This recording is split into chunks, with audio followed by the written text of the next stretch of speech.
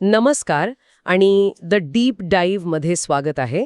आज आपण अशा एका विषयावर बोलणार आहोत जो ऐकायला एखादा साय-फाय सिनेमासारखा वाटेल, पण तो आता आपल्या रोजच्या कामाचा भाग बनलाय. हम्म.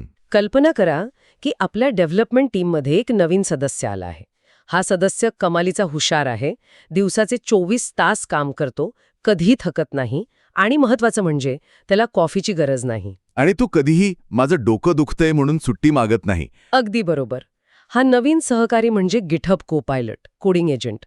आज आपल्याकडे मायक्रोसॉफ्ट लर्नचं एक मॉड्यूल आहे आणि आपण त्याचा आधार घेऊन की नाही या तंत्रज्ञानाचा सखोल अभ्यास करणार आहोत. हो. म्हणजे ज्यांना याबद्दल काही माहिती नाही त्यांच्यासाठी ही चर्चा आहे. आपण हे समजून घेणार आहोत की हा एजंट नक्की काय आहे, तो विकासकांना कशी मदत करतो आणि त्याला आपल्या टीमचा एक उपयुक्त सदस्य कसं बनवायचं. छान सुरुवात आहे. आणि सुरुवातीलाच एक महत्वाचा फरक स्पष्ट करणं गरजेचं आहे असं मला वाटतं. अच्छा. अनेक जण गिटहब कोपायलटला फक्त IDE मधला कोड सुचवणारा मदतनीस समजतात. तो म्हणजे गाडी चालवताना मागच्या सीटवर बसून रस्ता सांगणारा मित्र. हो, तो फक्त सूचना देतो. बरोबर. पण आज आपण ज्या कोडिंग एजंटबद्दल बोलणार आहोत तो म्हणजे तुम्ही त्याला गाडीची चावी आणि पत्ता देऊन दुसऱ्या कामाला जाऊ शकता आणि तो स्वतः गाडी चालवून त्या पत्त्यावर पोचण्याचा प्रयत्न करतो. अरे वा. हो, हा एक स्वायत्त सहकारी आहे जो थेट गिटहबमध्ये काम करतो. म्हणजे हा नुसता सल्लागार नाही तर प्रत्यक्ष काम करणारा आहे. हो, हे ऐकून माझ्या मनात लगेच येतं की हा नक्की काय काय करू शकतो. म्हणजे तो खरंच कोडमधले किचकट बग दुरुस्त करू शकतो का?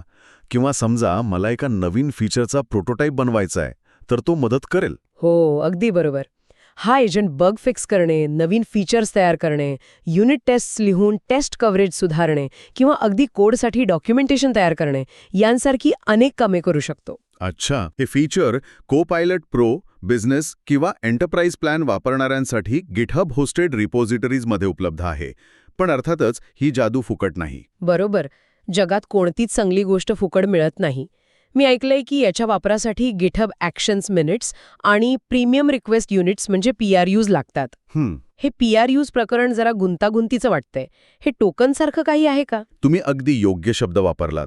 याला असं समजा की तुम्ही एखाद्या मोठ्या गेमिंग पार्लरमध्ये गेला आहात आणि तुमच्याकडे 100 टोकन्स आहेत. ओके. साधा पॉंग गेम खेळायला 1 टोकन लागेल, पण एखादा हाय एंड व्हर्च्युअल रियालिटी गेम खेळायला 10 टोकन्स लागतील. बरोबर. अगदी तसंच. सोप्या कामांसाठी जसं की एका फाईलमध्ये छोटासा बदल करणे कमी PRUs लागतात. पण अनेक फाईल्समध्ये बदल करण्यासारख्या मोठ्या किंवा गुंतागुंतीच्या कामांसाठी जास्त PRUs लागतात. प्रत्येक संस्थेला किंवा वापरकर्त्याला या दोन्ही गोष्टींचा एक ठराविक कोटा मिळतो. म्हणजे आपल्याला विचार करून ठरवावं लागेल की ही महागडी टोकन्स कोणत्या कामावर खर्च करायची. एखादं साधं नाव बदलण्याचं काम स्वतःच केलेलं बरं, नाही का? अगदी. याचा धोरणात्मक वापर करायला हवा. तुमच्या टीममधील सर्वात कंटाळवाणा पुनरावृत्तीचं पण महत्वाचं काम कोणतं आहे?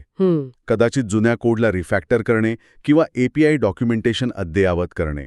ही कामं एजंटला देऊन तुम्ही आणि तुमची टीम अधिक सर्जनशील किंवा नवीन फीचर्स बनवण्यावर लक्ष केंद्रित करू शकता. पटलं. आणि एजंटला सक्षम करण्याची प्रक्रिया तर खूपच सोपी आहे. तुम्ही तुमच्या संस्थेच्या किंवा वैयक्तिक सेटिंग्जमध्ये जाऊन एका क्लिकवर ते सुरू करू शकता. PRUs आणि खर्चाची संकल्पना तर स्पष्ट झाली. पण याचा अर्थ असा की आपण एका AIला थेट आपल्या कोडमध्ये बदल करण्याचे अधिकार देत आहोत. यावर नियंत्रण कसे ठेवले जाते हा प्रश्न माझ्या मनात येतोय. कारण शक्तीसोबत जबाबदारीही येते, नाही का? तो चुकून संपूर्ण रिपॉझिटरी डिलीट तर नाही ना करणार? किंवा काहीतरी गोंधळ घालून ठेवला तर? हा खूप महत्वाचा आणि योग्य प्रश्न आहे. सुदैवाने या एजंटच्या डिझाईनमध्ये सुरक्षेचा खूप खोलवर विचार केलेला आहे. अच्छा. पहिली आणि सर्वात महत्वाची गोष्ट म्हणजे हा एजंट एका मर्यादित आणि सुरक्षित वातावरणात, ज्याला आपण सँडबॉक्स म्हणतो, तिथे काम करतो. सँडबॉक्स? हो. त्याला इंटरनेटचा ॲक्सेसही मर्यादित असतो. त्यामुळे तो बाहेरून कोणताही धोकादायक कोड आणू शकत नाही किंवा तुमचा कोड कुठे बाहेर पाठवू शकत नाही. अच्छा, म्हणजे त्याला एका पिंजऱ्यात ठेवून काम करायला लावण्यासारखं आहे. पण तो माझ्या मुख्य कोडला हात लावू शकतो का? नाही. आणि हा दुसरा महत्वाचा मुद्दा आहे. तो थेट तुमच्या मुख्य ब्रांचमध्ये, जसे की मेन किंवा मास्टरमध्ये, कधीही बदल करू शकत नाही. ओके. तो जे काही बदल करतो ते कोपायलटने सुरू होणाऱ्या एका नवीन ब्रांचमध्ये करतो. त्यामुळे तुमचा मुख्य कोड नेहमी सुरक्षित राहतो. इतकंच नाही तर त्याला फक्त राईट परवानगी असलेल्या वापरकर्त्यांकडूनच सूचना मिळतात. कोणीही अनोळखी व्यक्ती येऊन त्याला काहीही काम सांगू शकत नाही. तुम्ही जे म्हणालात ते ऐकून खरंच बरं वाटलं. कारण माझ्या मनातही हाच विचार आला होता की जर एजंटला अमर्याद अधिकार दिले तर तो म्हणजे एखाद्या चुकीच्या सूचनेमुळे संपूर्ण कोडबेसमध्ये गोंधळ घालू शकतो. पण को पायलट ब्रँचची मर्यादा खूपच चांगली कल्पना आहे. बरोबर. पण समजा त्याने काम पूर्ण केलं, मग पुढे काय? आणि इथेच सर्वात मोठा सेफ्टी नेट आहे. एजंटने तयार केलेल्या पुल रिक्वेस्टला म्हणजे PR-ला दुसऱ्या मानवी डेव्हलपरची मंजुरी लागतेच लागते. अच्छा, म्हणजे माणूस हवाच. याला असं समजा की एका शिकाऊ उमेदवाराने केलेल्या कामाला मॅनेजरने तपासून मंजुरी देण्यासारखं आहे. जोपर्यंत कुणीतरी ते काम तपासून अप्रूव्ह करत नाही तोपर्यंत गिटहब ॲक्शनसारख्या पुढील प्रक्रिया सुरू होत नाहीत. पण यामुळे कामाचा वेग कमी होत नाही का? जर प्रत्येक लहान बदलासाठी मानवी मंजुरी लागणार असेल तर एजंट वापरण्याचा मूळ उद्देशच म्हणजे वेग वाढवणे, तो अयशस्वी होत नाही का? हा एक वैध मुद्दा आहे. पण याकडे पाहण्याचा दृष्टिकोन वेगळा आहे. एजंट तुम्हाला पहिला ड्राफ्ट 80-90% तयार करून देतो, जो बनवायला तुम्हाला कदाचित काही तास लागले असते. हो, हे खरंय. तुमचं काम फक्त 10-20% तपासण्याचं आणि सुधारण्याचं उरतं. त्यामुळे तुमचा वेळ वाचतोच, पण मानवी तपासणीमुळे गुणवत्तेची आणि सुरक्षेची खात्रीही राहते. पटलं. ही मानवी मंजुरीची प्रक्रिया AIच्या वेगाला मानवी विवेकाशी जोडते. म्हणजे तंत्रज्ञान आणि अनुभव यांचा एक उत्तम समतोल साधला जातो. हे पटलं. म्हणजे तो आपला वेळ वाचवतो, पण अंतिम निर्णय आपलाच असतो. ठीक आहे, आता मला हे प्रत्यक्षात करून बघायचंय. नक्की. समजा माझ्याकडे एक इश्यू आहे. युजर लॉगआउट झाल्यावर सेशन व्यवस्थित क्लिअर होत नाही. मला हे काम एजंटला द्यायचंय. मी ते कसं करू? आणि तो काय करतोय यावर लक्ष कसं ठेवायचं? ही प्रक्रिया खूपच सोपी आहे आणि गिटहबच्या नेहमीच्या कार्यपद्धतीत बसणारी आहे. कल्पना करा की तुम्ही तुमच्या गिटहब इश्यू पेजवर आहात. ओके. मोहन, तुम्हाला तो लॉगआउट बगवाला इश्यू दिसतोय. हो. तुम्ही त्यावर क्लिक करता.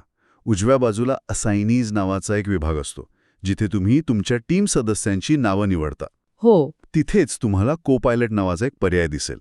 तुम्हाला फक्त तो निवडायचा आहे, बस. खरंच इतकं सोपं? कुठलीही कमांड लाईन नाही, काही नाही? काही नाही. जसं तुम्ही तुमच्या टीममधील दुसऱ्या सदस्याला काम देता, अगदी तसंच. वा. काम स्वीकारल्यावर एजंट लगेच त्या इश्यूवर एक डोळ्यांचे इमोजी टाकतो. जणू काही तो म्हणतोय, okay, I am on it, let's C.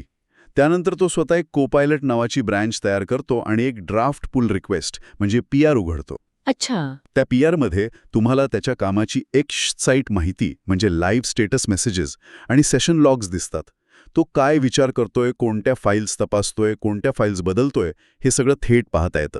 आणि समजा त्याने काहीतरी विचित्र उपाय सुचवला किंवा मला त्याच्या कामात काही बदल हवे असतील तर मी त्याच्याशी बोलू शकते का? हो, आणि हीच तर खरी मजा आहे. तुम्ही त्या PR-मध्येच @copilot लिहून त्याला सूचना देऊ शकता. अरे वा. उदाहरणार्थ @copilot, तुम्ही केलेला बदल बरोबर आहे, पण कृपया यासाठी एक युनिट टेस्ट पण लिहा, जेणेकरून हा बग परत येणार नाही. ओके. एजंट ती सूचना वाचतो, पुन्हा कामाला लागतो आणि तुमच्या कमेंटला परत डोळ्यांच्या इमोजीने प्रतिसाद देतो. हे अगदी तुमच्या टीममधील ज्युनियर डेव्हलपरशी चॅट करण्यासारखं आहे. हे तर खूपच सोयीचं आहे. म्हणजे आपल्याला वेगळं काही शिकायची गरज नाही. जे आपण रोज करतो त्याच प्रक्रियेत हा एजंट अगदी सहज बसतो. बरोबर. आता पुढचा प्रश्न. हां. प्रत्येक प्रोजेक्टची काम करण्याची पद्धत वेगळी असते. काही विशिष्ट लायब्ररी, काही नियम असतात. आपण या एजंटला आपल्या प्रोजेक्टनुसार तयार करू शकतो का? जसं आपण नवीन सहकार्याला आपल्या कामाची पद्धत, आपले टूल्स, आपली स्टाईल शिकवतो? हो, नक्कीच करू शकतो. आणि हे खूप महत्वाचं आहे, नाहीतर तो एजंट गोंधळून जाईल. कसं? तुम्ही .github copilot setup steps YML नावाची एक फाईल तयार करून एजंटसाठी आवश्यक असलेले टूल्स आणि लायब्ररी आधीच इन्स्टॉल करून ठेवू शकता. अच्छा. याला असं समजा की नवीन कर्मचाऱ्याला पहिल्या दिवशी कामाला लागण्यापूर्वीच त्याचा लॅपटॉप सर्व आवश्यक सॉफ्टवेअरसह तयार ठेवण्यासारखा आहे. हे उदाहरण छान आहे. यामुळे एजंटला कळतं की तुमच्या प्रोजेक्टमध्ये NPM वापरायचं की यान आणि कोणते टेस्टिंग फ्रेमवर्कचा वापर करायचा. आणि मी MCP म्हणजे मॉड्यूल कॉन्टेक्स्ट प्रोटोकॉल बद्दलही ऐकलाय. हा काहीतरी मोठा आणि महत्वाचा शब्द वाटतोय. याचा नक्की काय उपयोग होतो? MCP ही एक खूप शक्तिशाली संकल्पना आहे. सोप्या भाषेत सांगायचं तर हे एक माध्यम आहे ज्याद्वारे एजंट गिटहबच्या बाहेरच्या जगाशी संवाद साधू शकतो किंवा अतिरिक्त साधने वापरू शकतो. उदाहरणार्थ? समजा तुमच्याकडे एक डिझाईन सिस्टम आहे, जसे की मटेरियल UI किंवा तुमची स्वतःची, जी एका वेगळ्या लायब्ररीमध्ये आहे. MCP वापरून एजंट त्या लायब्ररीमधील माहिती वाचू शकतो. ओके. आणि तुमच्या कोडमध्ये नवीन UI घटक तयार करताना त्या डिझाईन सिस्टमच्या नियमांचे, म्हणजे रंगांचे, फॉन्ट साईजचे पालन करू शकतो. यामुळे कोडमध्ये एक समानता राहते. म्हणजे तुम्ही त्याला अतिरिक्त क्षमता किंवा सुपर पॉवर्स देऊ शकता, जसं की त्याला प्रोजेक्टच्या बाहेर ठेवलेली नियम पुस्तिका वाचायला देणं. अगदी बरोबर. पण हे करत असताना एक गोष्ट लक्षात ठेवली पाहिजे, कोणती? की एजंटने केलेल्या कामाची तपासणी करणे खूप महत्त्वाचे आहे. माझ्या एका प्रोजेक्टमध्ये आम्ही एजंटला डॉक्युमेंटेशन अपडेट करायला सांगितले होते. त्याने ते काम 90% अचूक केले.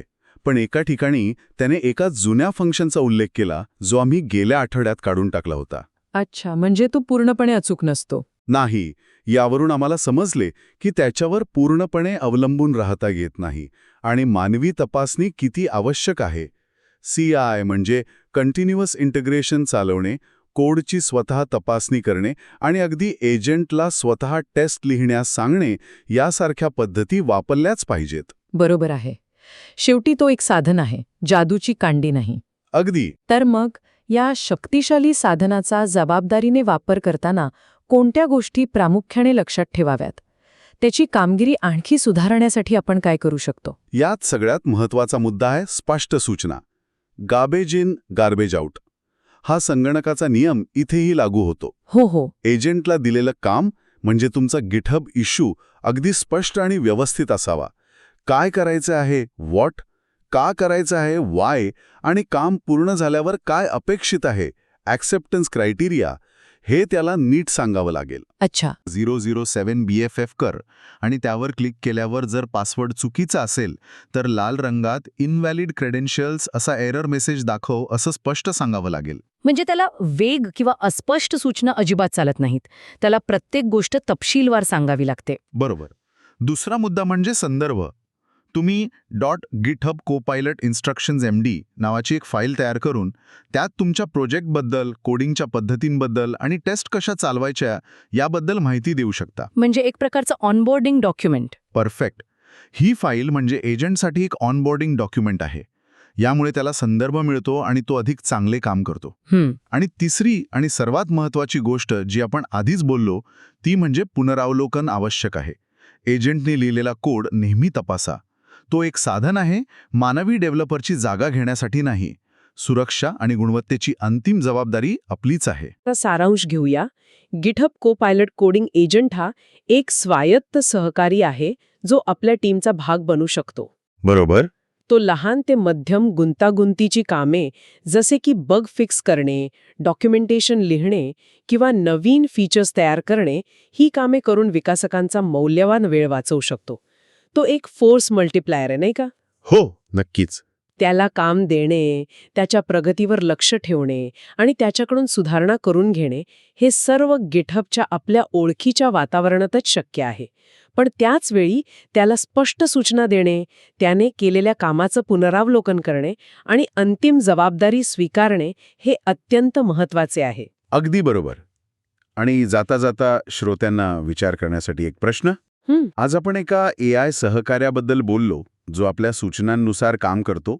पण विचार करा, भविष्यात जेव्हा असे एजंट्स अधिक स्वायत्त होतील आणि स्वतःहून तुमच्या कोडबेसमधील संभाव्य समस्या शोधून त्या सोडवण्यासाठी पुल रिक्वेस्ट तयार करू लागतील, तेव्हा मानवी डेव्हलपरची भूमिका काय असेल? फारच छान प्रश्न आहे.